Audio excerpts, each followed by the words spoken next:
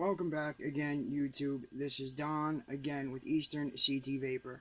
As you can see, I have a change of scenery.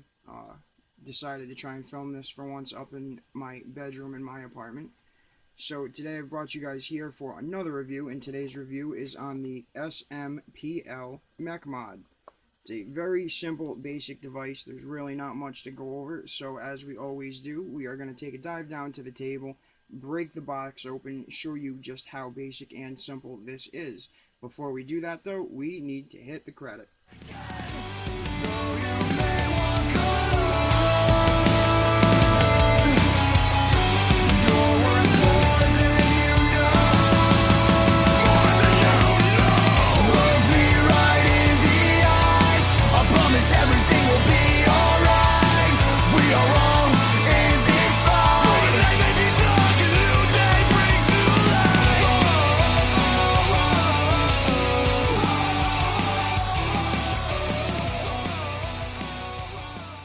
And here we are at the table with the SMPL Mech Mod. The box is just as simple as everything else on this. The same markings on each side. Nothing to do with sales or product. Just your simple markings off of every box and the logo, that's it. The rest is black. We have a black sticker in the corner to represent the color of the mod in the box, which mine is black. We're going to open it, and as said, black mod. And I've assumed that the SMPL stands for simple, so we're going to go with that. But it would make the most sense because this is just the most simple, basic thing that you can find. It's one piece of stainless steel. It's a hybrid top cap style. There is no seams, top cap, bottom cap. The most complex part of this is the switch, which you take a coin and it fits right in that slot there. We unscrew it like so.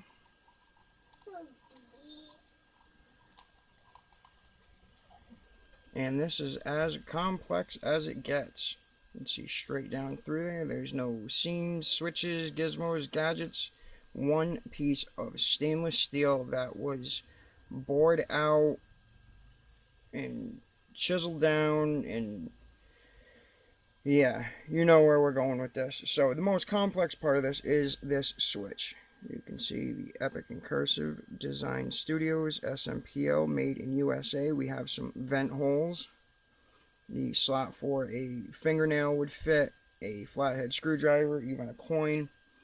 The threads, you can see there's a little clamp style thing in there to hold the switch together. And it's as basic as that. You press it and you can see it raises. And this is the most complex part of this entire mech mod.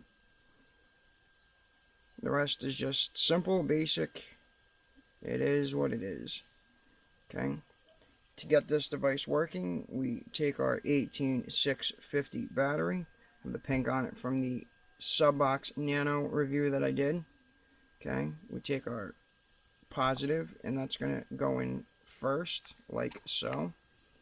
We take our button. It's not even a bottom cap, it's just the button. We take our coin,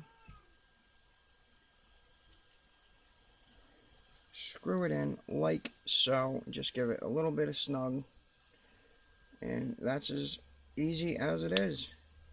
Just to show you, we're going to throw our my Kennedy RDA on top of this. You can see it sits nice and flush, really no gap whatsoever. You can see, I guess if you're looking off towards this side, you can see a little bit of light, but I mean, really, in my opinion, it's not even worth mentioning. It just sits so nice and flush and beautiful. This black on stainless steel, or stainless steel on black, in my opinion, just looks beautiful. This whole setup is just fantastic. And it is a hybrid top cap style, so the battery makes contact to the RDA. You need to make sure you have a protruding 510 pin on your RDA. And let's give it a fire. Notice it's quiet, but I believe, yeah, we got a little dry on that cotton, but we'll take care of that back up at FaceTime. Now that we've gone over everything, I think it's time that we take this RDA back up to FaceTime with our SMPL Mech Mod, and let's have us a vape and see how she performs. Okay, welcome back to FaceTime. Now, the question on everybody's mind is, how does this perform? Now, I'd say, how does it vape? But it's really the RDA that's doing the vape. How does this vape as a whole, though? Let's find out.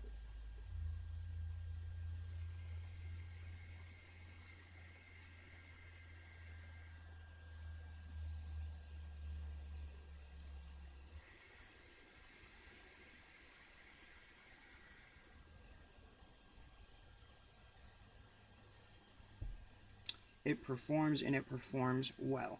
You're going to get the best conductivity with this due to the fact that it is a hybrid top style, so the battery is touching directly to the RDA. There's no top cap, there's no adjusting pins, there is no 510 pin. It's straight contact, so it's the best contact that you're going to get.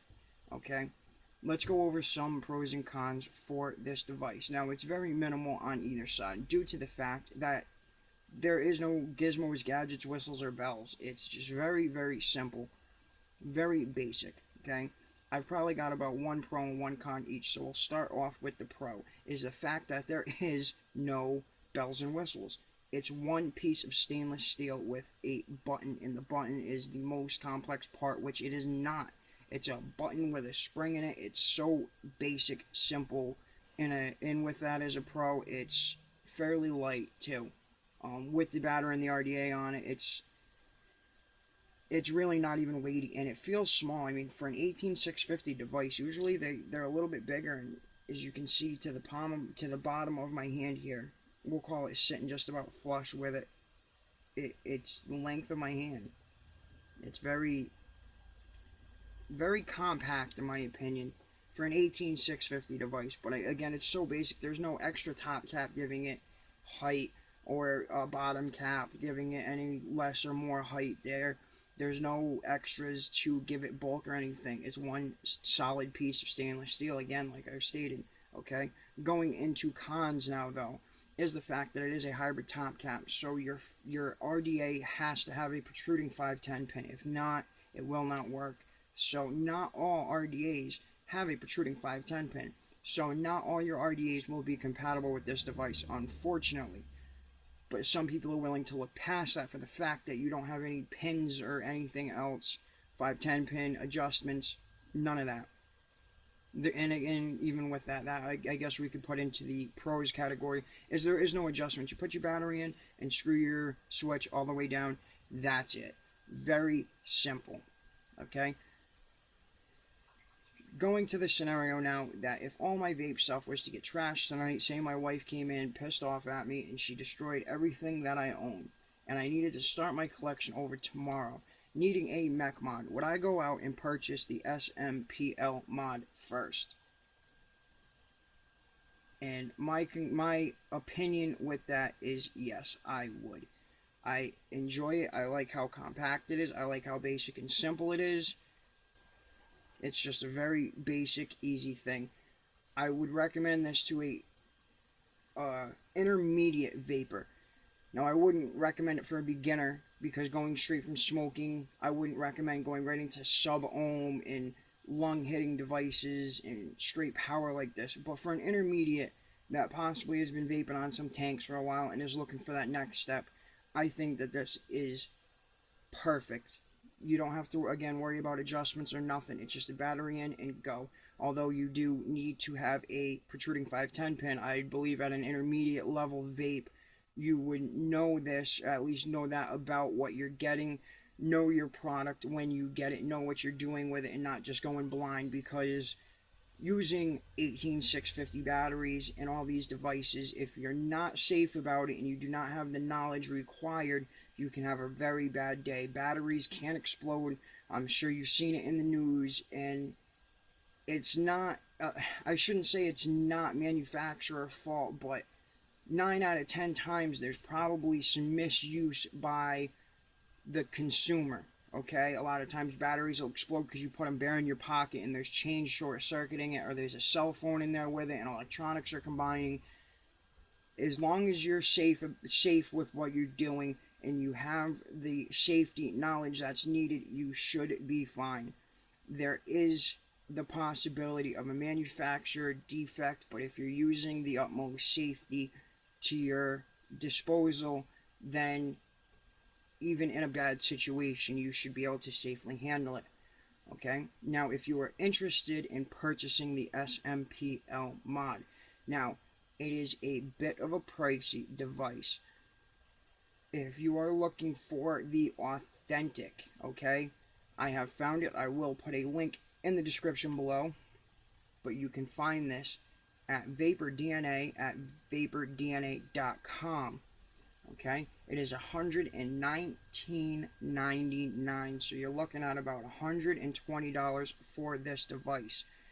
In my opinion, not really worth that kind of bank. Reason B is there's nothing to it. You're paying $120 for a bored out piece of stainless steel and a switch. This is the most complex part, and I would not say that this is worth $120. Even that, say, I would think that the metal at most after a board out is worth not even $20. So you're gonna basically call it $20. Hell, I'll even call it $40. So you're still talking $80, $90 for a switch, and that's just absurd.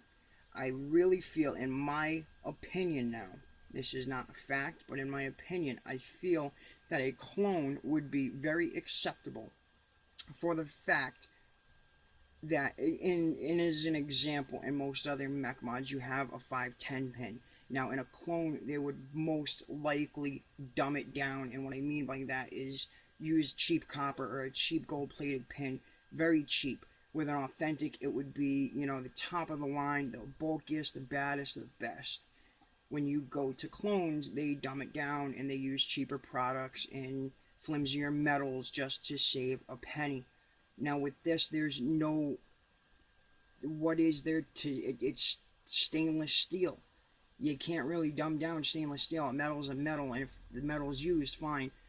And the switch is a switch is a switch. It's, brass with a spring in it. I believe this is brass.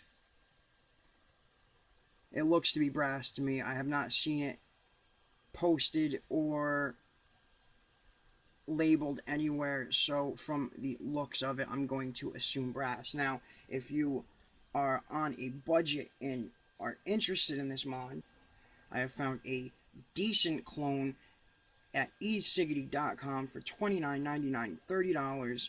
Not a bad price at all for a mech mod.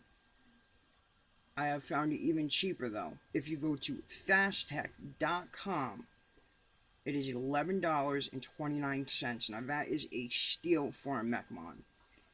And I understand that it's a clone, but again, there's no, if we remove our RDA here, there's no 510 pin. There's nothing to adjust. It's one piece of metal.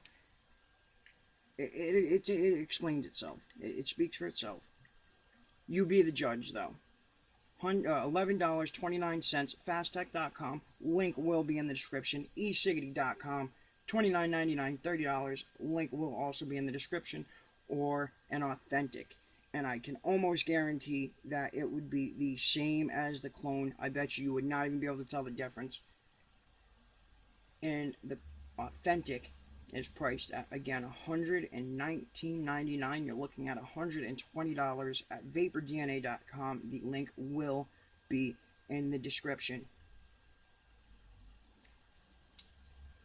And I think that just about wraps it up, ladies and gentlemen. I hope that you got the insight and knowledge that you needed for the SMPL Mech Mod. I hope you got the knowledge needed to make the decision whether you would like to purchase it or not. Please be sure to check out CASA.org and NotBlowingSmoke.org. Both of those sites, very important. Check out the calls to action. See what you can do to help out vaping in your area. California, unfortunately, just passed a bill that puts vaping in the same category as tobacco products, and that is just absurd. Now, the next step, it is not the end of vaping in California. The bill can be vetoed, so any of you California residents, check out these websites, do what you can, emails, phone calls, whatever it takes to get this bill overturned, okay? I wish California the best of luck, because if this goes through and sticks, I'm sure more states are to come, and we need to stop it before it starts, guys. So, CASAD.org, notblowingsmoke.org. Check out the calls to action. See what you can do. Also, you can find me on social media: Facebook, Instagram, and Twitter. All of them /Eastern CT Vaper. I appreciate you guys tuning in, watching my reviews. I thank all my viewers and subscribers for your input. Be sure to hit the like or even hit the dislike button. Let me know what you think. Insert your opinion in the comment section below. Also, be sure to hit that subscribe button. Much more to come. The vape mail is on its way. The sample box will be here any day, and we will dive into that as well. So again, I thank you guys, and for Eastern CT Vaper, this is the SMPL Mech Mod, and this is Don. And remember, guys, vape on.